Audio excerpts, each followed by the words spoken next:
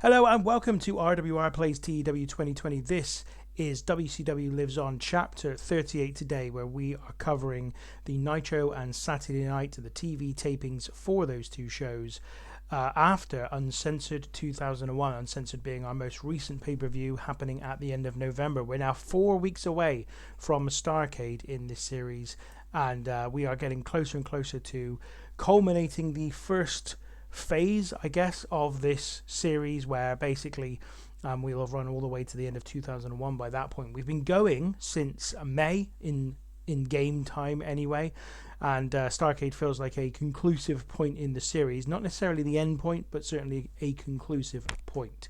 For those who haven't joined us before, this is a series where we are playing as Eric Bischoff, as if WCW continued to exist beyond the end of March and the early April 2001 and was not bought by WWE. Now, before I get into the recap of what took place at Uncensored, and if you haven't already watched that, I do recommend going back and checking out the previous episode in this series, but we will give you a recap of that. Before then, though, a little reminder, please give us a like, give us a subscribe. If you've liked what you've seen so far in this series, if you like this video as you watch it, please click on the thumbs up button below and also give us a subscribe, because again, that will allow you to continue to follow along with this series. So what I'm going to do is I'm going to go into the episode of Monday Nitro that we're about to cover, because at the beginning of that show we have a recap of Uncensored, so I don't want to go through everything more than once. So here we go. And we are at the Golden Spike Stadium in Utah for this particular TV taping, and as I said, we start with a recap of everything that took place at Uncensored before the opening titles of Monday Nitro. This video plays, and it starts with the referee stopping the match between Goldberg and Scott Steiner after Goldberg is shown to be out cold from the interference of Rick Steiner, giving Scott Steiner the victory in the final of the Starrcade Series. Booker T then successfully defending the world title against DDP, and the pair shaking hands in the aftermath. Jeff Jarrett getting victory over Konnan after the arrival and interference of Brian Armstrong in their match. Rey Mysterio Jr. being successful, winning the Cruiserweight title and being remasked by Konnan and Kidman. The new Cruiserweight Tag Team Champions being crowned as Air Raid defeated the FBI. And finally, Lance Storm super kicking Sting outside the ring to help Mike Awesome retain the US title against him. And yes, keep hold of that belt. So a segment rating here of 72, which was the recap of all the stuff that took place at Uncensored. What was a very good pay-per-view for us, and I think plenty coming out of it to get our teeth into. Then we have the show opening titles, and immediately afterwards, Bill Goldberg's music hits and he storms to the ring. He grabs a microphone and says that he's not interested in talking, he's here for one reason and one reason only. He demands that Eric Bischoff give him Rick Steiner one-on-one tonight. He says he'll be back in an hour if the match is not confirmed, and then he leaves. So really a very quick angle here. Bill Goldberg coming out, saying he wants to face Rick Steiner tonight, and giving Bischoff an hour to respond, otherwise he'll be back. A segment rating of 78. Goldberg came across well, but also performed not particularly well without a script to follow, but a decent segment rating to get this particular show up and running. During the next match, the commentators say their schedule for the night has already been thrown off by the impromptu appearance by Goldberg, and that they have already cut a planned video package retelling the history of Starrcade, with this year's event just 4 weeks away. Also during the match, the commentators recap what happened last night, with Mike Awesome defeating Sting with help from Lance Storm to hold on to the US title. Awesome then goes on to win this match convincingly in 6 minutes and 45 seconds. Mike Awesome, though, is really going well at the moment in terms of his overall performances. An 83 here, a segment rating of 70, and the show has really gotten off to a hot start this week. Next, Jerry Lawler and Mike Tenay are shown at ringside, and Tenay welcomes us to Monday Nitro and jokingly says that finally they can draw breath. He then says that the main event for Starrcade is set following last night's Uncensored pay-per-view. It will be Booker T versus Scott Steiner for the WCW Heavyweight title of the world. Jerry Lawler then interjects and says that we shouldn't get too far ahead of ourselves because tonight we have a full schedule of great matches lined up. Tenay agrees and says that Eric Bischoff has been busy following some of the events of last night's show, booking 2 matches just this afternoon. First of those is Sting against the man who cost him the US title last night, Lance Storm, and secondly, the Filthy Animals will take on John Cena, Mike Sanders, and the man who debuted in WCW last night, Brian Armstrong, in 6-man tag action. Lawler then says that not only that, but also a grudge match that has been lined up for a few weeks now. It's Sean O'Haire against Vampiro. Tenay also mentions that, as everybody heard at the top of the show, Goldberg has demanded a match against Rick Steiner for tonight, and if it's not granted, he'll be out here again in less than an hour. Tenay says that we're now on a tight schedule, so we need to get right back to the ring for the next match. A rating here for the segment of 66 as Lawler and Mike Tenay start to kind of preview the rest of the show and also recap what had already taken place in the night. The second match of the night is the Headhunters versus Ernest Miller and Ice Train, and the Headhunters get a victory here in 6 minutes 54 seconds when Headhunter B pins Ice Train. The segment rating of 40, which is a bit better than I expected. The two Headhunters got around about 30 to 35 rating, Ice Train at 24. Ernest Miller still performing okay, but Ice Train and Miller have been used as pretty much filler and jobbers since the beginning of the show. The Headhunters get their first victory, their debut, of course, in WCW. Straight after the match, with Gage and the Headhunters celebrating Headhunters' debut victory in WCW, Terry Funk and Tommy Dreamer arrive with kendo sticks and go after their rivals, prompting Gage and the Headhunters to retreat to the back. So a rating here of 45, and the feud between Dreamer, Funk and Nick Gage continues with this one. After this, it's Vampiro versus Sean O'Haire, and Vampiro wins when Prodigy holds Vampiro's leg when he covers O'Haire, adding leverage to the cover and preventing O'Haire from kicking out. A segment rating of 72, so another really good match here, 13 minutes and 34 seconds. Vampiro a 71 in-ring performance, Sean O'Haire only a 56, but the heat from the feud that's been going on here meant that this got a segment rating of 72. Sean O'Haire here not particularly performing that well, in all honesty. After the match, Vampiro, Prodigy and Jester attack Sean O'Haire. Vampiro then grabs a mic and tells the crowd that it is time to put an end to this. The Gothic Collective then put O'Haire's leg in a fold-out chair and Prodigy stamps on it, hurting O'Haire bad. O'Haire is then carried out on a stretcher. So this got a segment rating of 63. A decent little segment, and this one was basically to put Sean O'Haire and write him out of the stories, and the reason for that is that I think we've mentioned before, but Sean O'Haire is going off for an MMA fight. He's agreed to have an MMA fight, and that's meant that he's now going to be away from the company for some time, and it's actually quite a big disappointment. We had quite a lot of plans for Sean O'Haire in terms of kind of building him up to the next level, but those have had to go out the window now because of this, and this angle ultimately was to take Sean O'Haire off air for a little while. In the next match, Kurt Hennig faces Sean Stasiak, and Hennig gets the victory in 7 minutes and 38 seconds by pinfall. A segment rating here of 59, Kurt Hennig. An in-ring performance of 63, Sean Stasiak just a 40. This match was just to bring back some credibility to Kurt Hennig as a single star, having lost all of his matches in the Starrcade Series. It just felt like he needed a bit of a booster of a victory. So the cameras then go backstage to Tony Schiavone, who stood in the interview area, and he then announces that he's just been given word that Eric Bischoff has sanctioned a match for tonight between Goldberg and Rick Steiner, after speaking with FX to get extra TV time tonight. He then turns to his guest at this time, Rick Steiner, who looks unfazed by the announcement. Schiavone says that it was Rick Steiner who cost Goldberg the final of the Starrcade Series last night. He then asks how Steiner is feeling about now having to face a clearly enraged Goldberg tonight. Steiner looks at Schiavone incredulous and shrugs his shoulders. He then asks Schiavone if either he or his brother have ever backed down from a fight. Steiner says that if Goldberg wants to throw down, then you won't find him backing away. He then says he will see Goldberg in the ring. So only a segment rating here of 56.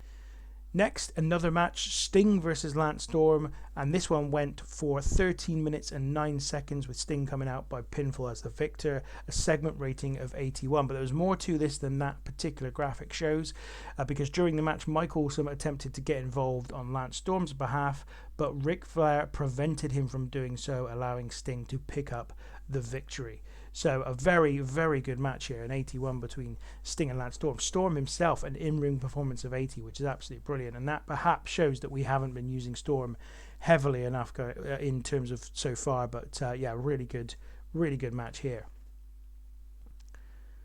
Then, next up, Tony Schiavone stood in the ring and introduces his special guest tonight, the man who will challenge Booker T for the WCW World Heavyweight title at Starrcade, and the winner of the Starrcade Series, Scott Steiner. Steiner comes to the ring, and then Schiavone asks Steiner how he's feeling 4 weeks out from the biggest match in his career. Steiner says that this has been a long time coming. He says it was 9 months ago when Booker T got a lucky win against him, and since then, no rematch has been forthcoming. He says that WCW have been holding him back all that time, finding new and ingenious ways to keep him from challenging for the belt. And he says that Booker T has been hiding behind their bureaucracy, claiming that he wanted to face me, but all along happy to allow WCW let him avoid the match. Steiner says that now, however, it's on, finally, and at Starrcade in 4 weeks' time, you are looking at the new WCW World Heavyweight Champion. A segment rating here of 76. Scott Steiner was a real star in the segment, and Steiner obviously is now looking ahead to the main event of Starrcade against Booker T for the title. Finally, the match that I think most people will agree this series has been building to for the majority of the time is booked and is going to be happening in the main event of Starrcade. Then we have the 6-man tag match, which was advertised earlier. The Filthy Animals come out on top when they defeat John Cena, Mike Sanders, and Brian Armstrong, when John Cena is disqualified after Jeff Jarrett runs in and attacks Konnan. In terms of in-ring work, Rey Mysterio Jr. is head and shoulders above everyone else, getting a rating of 85. Billy Kidman a 70. Konnan was a 66, and everybody else in the 40s. A segment rating of 72, though, really decent match. During this match, Mike Tenay and Jerry Lawler debated whether Brian Armstrong should already be suspended or not, given he interfered in the match last night, despite the pre-match stipulation of the battle between Jarrett and Konnan. After the match, the Jarrett administration set upon the Filthy Animals, using their 4-on-3 advantage to do so. However, soon some music hits, and out onto the stage emerges Eddie Guerrero, making his re-debut back in WCW. He runs to the ring and clears it of the Jarrett administration as the rest of the Filthy Animals get to their feet and look out towards their enemies. So a rating here of 64. Eddie Guerrero making his debut in the company. He debuted his Latino Heat gimmick, and it got an initial rating of very good. And this continues the Jarrett administration versus Filthy Animals storyline as Eddie Guerrero debuts in the company. A big signing for us. We did talk about, I think, a number of episodes ago when Eddie Guerrero's contract came up, and he's actually been with us. We signed him probably over a month ago now, but it's just taken us a little bit of time to get us into a place where he's ready to debut. He's come out here to help Konnan, Rey Mysterio Jr. and Billy Kidman against the Jarrett administration. So then it's time for the main event, and it is Bill Goldberg versus Rick Steiner. The match begins, and Steiner engages in a number of stalling tactics to wind Goldberg up. The commentators speculate as to whether Goldberg is concussed, given that he was knocked out cold last night by the actions of Steiner. They finally get into it, and Goldberg looks to get an early advantage, but Steiner again withdraws to the outside. This time, Goldberg follows Steiner, and when he catches up with him, Steiner has grabbed a chair and jabs the chair into Goldberg's gut, earning himself a DQ, seemingly on purpose. Steiner then takes the chair to Goldberg, hitting him in the back and torso numerous times, and also hitting him in the head twice. So segment rating here of 70. Goldberg an in-ring performance of 69. Rick Steiner only a 54, but thankfully the rating was still pretty decent, a 70, which should allow us to take this forward. Although unfortunately Goldberg and Rick Steiner just don't click at all, and it showed in their performance, which is not ideal. And after the match, Steiner continues the attack, and Goldberg is down and unable to respond as Steiner walks away back up the ramp, throwing the chair down and angrily walking away. Goldberg is still down with officials attending him as the show goes off the air. So this was a really hot segment to finish the night, a segment rating of 81. Bill Goldberg coming across well, and Steiner really kind of, I don't know, stepping up to the plate here in some respects. You know, he took on Goldberg, almost kind of goaded him in, grabbed the chair, destroyed Goldberg with the chair, and now is leaving him lying. He lost the match by DQ, but has certainly got one up on Goldberg. So that is Nitro for this week. An overall rating of 74. I thought it was a really decent episode, actually, with some really good stuff. Obviously, the Sting Lance Storm match was excellent. We also had a really good match between Mike Awesome and Balls Mahoney, Vampiro and Sean O'Hare's match. The really good segment rating for Steiner and his previewing of what's going on with Booker T at Starrcade. We've got Eddie Guerrero's debut. Just loads of stuff taking place. Unfortunately, though, that main event between Goldberg and Rick Steiner was not good. It was not likely to be because it was only 6 minutes in length because of the way I wanted the match to go. But then also the fact that they don't have any chemistry is a real downer for that, because I was really kind of counting on that to be a really decent main event. But all the same, a very good show in my opinion, and we haven't lost any popularity anywhere. In fact, we've increased our popularity in 13 regions, so that's a really good news story. Right, so all that's left now is to go to WCW Saturday night, so we'll cover that next. Okay, so here it is then, Saturday night. Before we start, we can see that for the TV taping as a whole, we've got 4,225 people in the stadium, so that's a pretty decent attendance for this one. The episode of Saturday night starts with a video package which details Air Raid winning the Cruiserweight Tag Team titles at Uncensored and just showing their victory over James Maritato and Frankie Cicero. Then we get a match between Eat the Skipper and Kid Romeo against Chaos Theory, and it is announced during this match that this is the first semi-final of a mini tournament to find a new number one contender to the Cruiserweight Tag Team titles. And you can see here that after 9 minutes and 42 seconds of action, Elix Skipper pins Mikey Whipwreck while using the ropes for leverage. A segment rating of 36. It's been a long time since we did very much with Skipper and Romeo, so that's why their ratings are not particularly high. But Tajiri and Whipwreck a 46 and a 47, but they get the loss in this one. Next we get Sharmell Sullivan speaking to her guest, at this time backstage, Mike Sanders and Brian Armstrong. Sullivan says that she wanted to talk to Sanders as he has apparently got an official legal explanation for why Brian Armstrong was not suspended for his interference in the match between Jeff Jarrett and Konnan. Mike Sanders says that firstly, his client Jeff Jarrett would like him to point out that Brian Armstrong's interference made no difference to the outcome of the match at Uncensored, and that Jarrett would have won against Konnan regardless. Sanders then says that Armstrong clearly had no case to answer. He says that the stipulation of the match was that any member of the Filthy Animals or the Jarrett administration that interfered would be suspended, and at the time of the match, Brian Armstrong was not part of the Jarrett administration. Sullivan then asks if that means that Armstrong is now part of the Jarrett administration. Sanders says that he is glad Sharmell asked because it is his honour to present Armstrong with an official contract to make his membership to the group official, effective immediately. Armstrong then takes delight in signing the contract and the pair walk away. So segment rating here of 48. Mike Sanders continues to be pretty decent on the mic, and this was a decent little segment and basically explained away why Brian Armstrong isn't suspended following the match at Uncensored. Next up, a singles match between Air Paris and an unknown called Arcadia. This went for 7 minutes and 4 seconds, was won by Air Paris. A segment rating of 28, just really a jobber match to give Air Paris a little bit of a boost. Following his victory, obviously, alongside AJ Styles in the Cruiserweight Tag Team title match at Uncensored. And Air Paris got an in-ring performance here of 45, so he continues to do pretty well. Although the crowd were turned off by having a match outside of the pre-show between workers they don't have any investment in. So it's a shame that Air Paris is still not really in that position.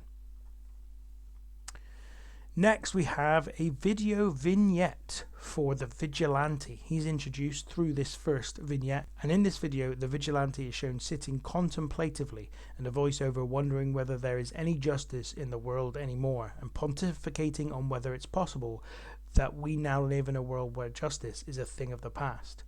The video ends with the Vigilante saying determinedly, No, as he looks into the distance. So segment rating here of 33. The Vigilante is the former Wall. He's been hanging around all year. We've not done anything with him, and I had an idea for this character, and I'm not really sure exactly the direction of it or whether we're going to take it very far, but I thought, well, why not try and do something with this guy. We've got him in the building, so let's see if we can make something out of it. Next we get Alexis Lurie versus Cara Slice. This is a round 7 match in the women's title round robin, so we're in the final round of matches, and here Alexis Lurie defeats Cara Slice in 5 minutes 51 seconds by pinfall. Lurie had a rating of 28, Slice a 20, segment rating of 19, so these two haven't come very far in terms of getting higher ratings over the course of the 7 matches they've had, but they've had them on Saturday night and they've only had 1 match a month, so it's not that surprising that the crowd were still turned off by this particular match. Alexis Lurie finishes the round robin on 3 wins, a draw and 3 losses for 10 points, and Cara Slice finishes on 2 wins and a draw and 4 losses for 7 points. Next we get Sharma Sullivan backstage with Bobby Roode, who she congratulates on his open challenge victory from Nitro last week. Roode says thank you and adds that he is very pleased with the win, before adding that it's made him realise that he has an opportunity to really show WCW what they have been missing out on by not booking him as often as they should have been. He then issues another open challenge to be answered by someone on Nitro next week. So segment rating here of 30, and hopefully we're just giving these little bits of experience to Bobby Roode, which will make him better on the mic and therefore more valuable to us in the long term. And the main event of this episode of Saturday Night was Shane Douglas versus Alex Wright, which Douglas got the victory in 12 minutes and 18 seconds by pinfall. He had an in-ring performance of 67, Alex Wright just a 46, and the segment rating was 55. So not a bad way to finish this TV taping and this episode of Saturday Night. So there is the show, an overall rating of 47. Some not particularly great moments on this one, but we also had some relatively decent little bits and pieces. As I say, Saturday Night, as always, as inconsequential as it comes, when it's certainly in terms of the game, and if anything, some of the things I'm doing on Saturday Night are probably outstretching the importance of the show, so I'm happy with that. So before we go then, just a little quick look at what happened on Raw this week. You can see here there's a big babyface turn for the Big Show on Raw, so that was obviously one of the main happenings there. This one got a show rating of 94, so one of the best episodes of Raw we've seen in a while. The Rock defeated Goldust in the main event. We also saw the Hardy Boys defeat Dangerous by Design in another really good match, 91 this time, so not quite as good as their previous contest. And in between those two matches, Edge and Christian retained the tag team titles against the APA. Anyway, a 94 rated show for Raw, so better than us this week by some distance. But that's going to happen. I'm surprised it hasn't happened more often than it has, to be honest, so not disappointed by that, and Nitro was still a success in terms of what we wanted to get out of it anyway. So that is the first episode on the road to Starrcade. We've got 3 more episodes of Nitro to go before then, and then of course Starrcade. As I said during the episode today, that is a conclusive moment in this series. Obviously we've been building into it since we kicked things off.